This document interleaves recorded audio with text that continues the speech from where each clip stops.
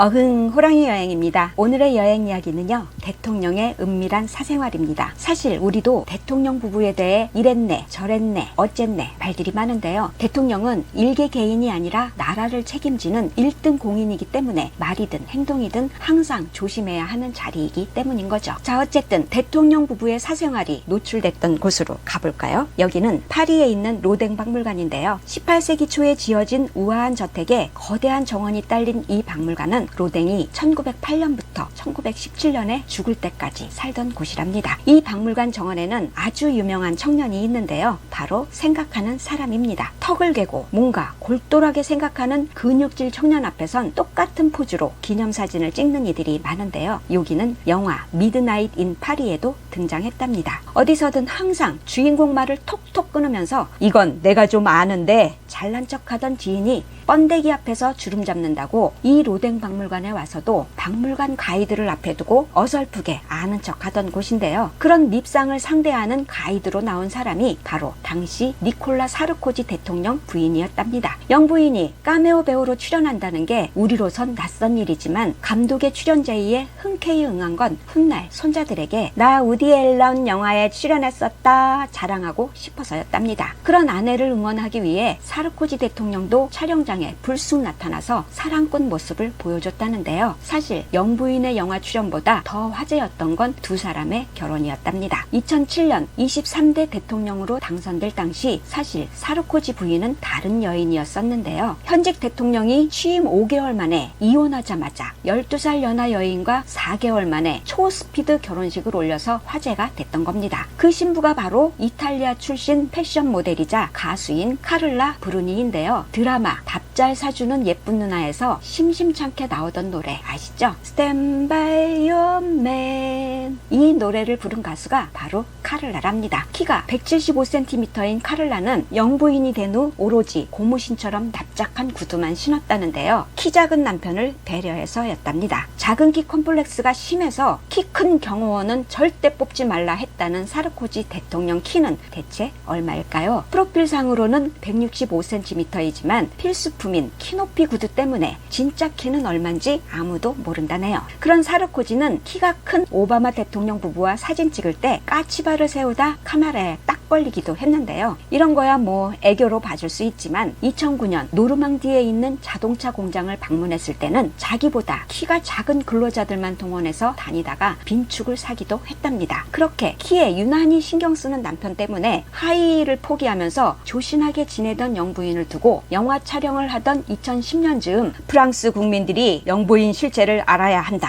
라며 카를라의 과거를 적나라하게 까발린 책이 등장했는데요, 기자 출신 여성 작가가 꼼꼼한 취재 끝에 펴낸 책 제목은 카를라 은밀한 생활이랍니다. 그 안에는 세계적인 팝스타인 믹 제거와 에릭 클랩튼, 영화배우 케빈 코스트너, 뱅상 페레를 비롯해 카를라가 사귄 엑스 남친들이 수두룩한데요, 나는 핵무기를 좌지우지할 권력을 가진 남자를 원해요 라고 했다던 카를라는 한때 대통령이 되기 전에 도널드 트럼프도 만났다네요. 어쨌든 남자 사냥꾼으로 불리던 카를라로 인해서 가정 파탄이 난 경우도 많았다는데요, 심지어 아버지 버린 남자와 동거하던 중에 아이구야 그 남자의 아들과 사랑에 빠져서 아이까지 낳았답니다. 게다가 7년 연하였던 그 아들 남자는 당시 임신 중인 아내가 있는 유부남이었으니 그야말로 막장 드라마가 따로 없네요. 하지만 몇 년간의 그 동거 생활도 카를라가 사르코지를 만나면서 끝난 겁니다. 어쨌든 이렇게 적나라하게 까발려진 영부인의 사생활 때문에 대통령이 얼마나 곤혹스러웠겠습니까? 하지만 3번이나 결혼한 사르코지도 할 말은 없을 것 같습니다. 이미 결혼해서 아들을 둘이나 둔 사르코지가 파리 근교시장으로 일하던 1984년에 한 결혼식에서 주례를 맡았었는데요,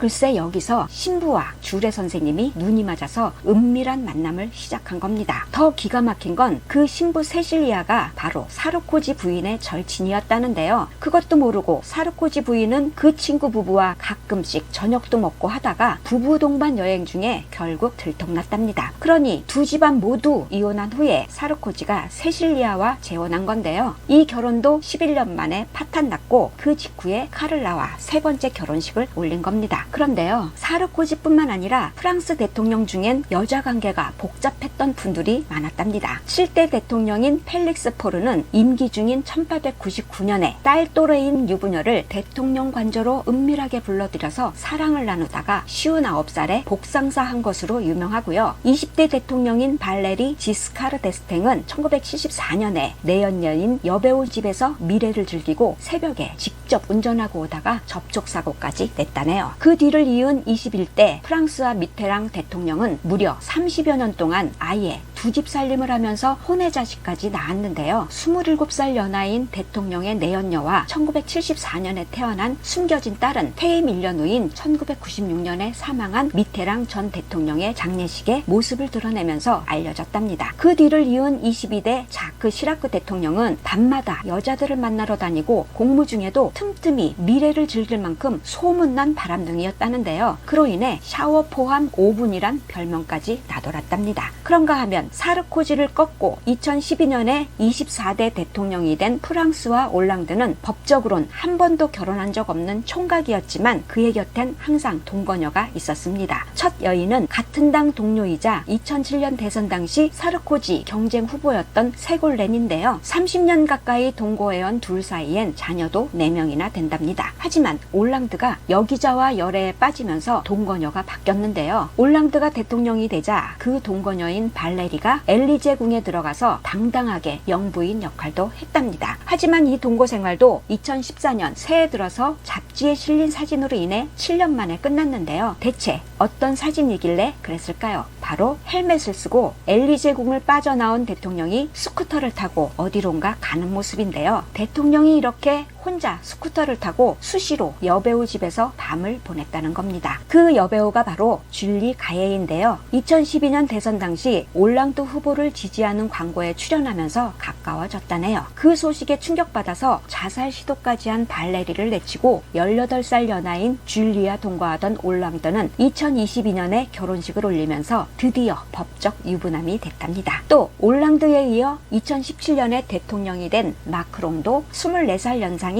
고등학교 선생님이자 같은 반 친구 엄마였던 여인과 결혼했으니 좀 독특한 사랑이긴 합니다. 만약 우리 사회에서 대통령이 불륜으로 복상사를 했거나 배우자를 두고 밤이슬을 맞고 다니고 숨겨둔 자식이 있다는 게 드러나면 어땠을까요? 언론이든 SNS든 떠들썩했을 겁니다. 하지만 대통령이 나란 일만 잘하면 되는 거지, 불륜이든 로맨스든 개인 사생활이니 묻지도 따지지도 말자는 게 프랑스 사람들이랍니다. 물론 대통령의 은밀한 사생활이 언론의 질타를 받은 적은 있었습니다. 1997년 영국 다이애나 왕세자비가 파리에서 교통사고로 사망한 날 밤, 당시 미래를 즐기느라 한동안 연락 두절 상태에 있던 자크 시라크 대통령이었는데요. 이때 프랑스 언론이 문제 삼았던 건 국가 비상시에 대통령 행방을 알 수 없었다는 점이랍니다. 또 동거녀를 두고 스쿠터 타고 여배우를 만나러 다닌 올랑드가 비난받은 건 그 스쿠터가 프랑스제가 아닌 이탈리아 제품이라는 것 때문이었답니다. 그런데요, 일명 러브 스쿠터가 된 그 스쿠터가 2024년에 경매장에 나와서 우리 돈으로 약 3천만 원에 팔렸다네요. 또 영부인의 사생활을 까발린 책보다 더 주목받았던 건 2012년 대선 즈음에 나온 부자들의 대통령과 국가의 돈이라는 책인데요. 프랑스 사회학자 부부가 펴낸 부자들의 대통령은 대통령이 되자마자 부자 친구들 세금을 왕창 깎아주고 대규모 토목 사업에 절친들을 기용하면서 저지른 온갖 비리를 까발린 책이고요. 프랑스 정치인이 쓴 국가의 돈은 나라 돈을 내 돈처럼 펑펑 쓰면서 호화 생활을 누린 대통령을 폭로한 책이랍니다. 대통령실 예산을 대폭 늘려서 날마다 하루 식비를 1,760만 원이나 쓰고 의전 차량을 무려 121대로 늘려놓고도 차로 이동하는 게 훨씬 편한 가까운 지역을 방문할 때도 굳이 전용기를 타고 가는 통에 수억 원의 세금을 낭비했다네요. 뿐만 아니라 프랑스 공영방송 사장을 자신이 직접 임명해서 논란을 일으켰던 대통령은 우크라이나 나해간 아들이 배탈났다는 소식에 의사까지 태운 대통령 전용기를 보내서 데려온 사실까지 드러나면서 엄청 비난받았답니다. 대통령 한 명으로 인해 나라 꼴이 어떻게 달라지는지를 알려주는 두 책의 주인공은 모두 사르코지랍니다. 그러니 결국 2012년 대선에서 올랑드에 패해 재선에 실패한 사르코지는 각종 비리 혐의로 재판 중인데요. 2021년엔 판사 매수 혐의로 징역 3년에 집행유예 2년을 선고받았답니다. 이는 2007년 대선 당시 화장품 회사인 로레알 상속녀에게 거액의 불법 정치 자금을 받은 혐의로 기소되자 자신의 수사 정보를 넘겨받는 대가로 대법원 판사에게 퇴임 후 고위직을 약속한 혐의 때문인데요. 사르코지가 항소했지만 2023년 2심 재판에서도 동일한 판결이 났답니다. 집행유예 기간 2년을 제외한 나머지 1년은 감옥에 가는 대신 전자발찌를 차는 조건으로 가택연금으로 결정된 이 사건은 대법원 상고 결과에 따라 시행된답니다. 뿐만 아니라 2007년 대선 당시 리비아 독재자였던 카다피에게 뒷돈을 받은 혐의로도 기소된 상태인데요. 2024년 7월엔 이 사건의 핵심 증인에게 돈을 주고 사르코지에게 불리하게 했던 진술을 철회하도록 한 혐의로 카를라 브루니 또한 기소됐답니다. 근데요, 프랑스 전 대통령 부부 얘기가 왠지 남의 나라 일 같지 않은 느낌인데요. 아이고야,